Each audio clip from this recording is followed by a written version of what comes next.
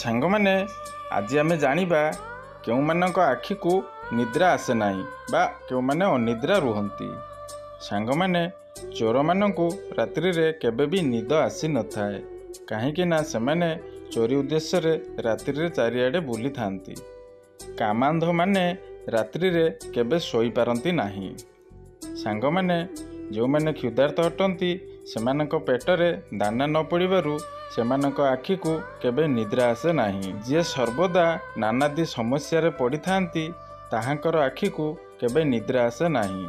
ହଁ ସାଙ୍ଗମାନେ, ହତ୍ୟାକାରୀର ଆଖିକୁ କେବେ ନିଦ୍ରା ଆସେ ନାହିଁ।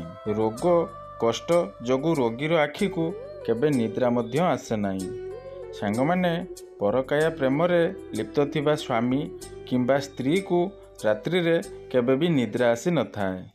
ହଁ ସାଙ୍ଗମାନେ, ଯୋଗୀମାନଙ୍କର ଆଖିକୁ କେବେ ନିଦ ଆସେ ନାହିଁ। ସାଙ୍ଗମାନେ ଶତ୍ରୁମାନଙ୍କ ଠାରୁ ଅତ୍ୟାଚାରିତ ହେଉଥିବା ବ୍ୟକ୍ତିମାନଙ୍କର ଆଖିକୁ କେବେ ନିଦ୍ରା ଆସେ ନାହିଁ। ଆହୁରି ମଧ୍ୟ ଋଣଗ୍ରସ୍ତ ବ୍ୟକ୍ତିଙ୍କର ଆଖିକୁ କେବେ ନିଦ୍ରା ଆସେ ନାହିଁ, କାରଣ ସେମାନେ ସବୁବେଳେ ପାଇଁ ଋଣ ଚିନ୍ତାରେ ରହିଥାନ୍ତି। ସାଙ୍ଗମାନେ ଅନେକ କନ୍ୟାର ଜନକଙ୍କୁ କେବେ ନିଦ ଆସିନଥାଏ, କାରଣ ସେ ସବୁବେଳେ ଉଦାସ ଭାବରେ ରହିଥାନ୍ତି।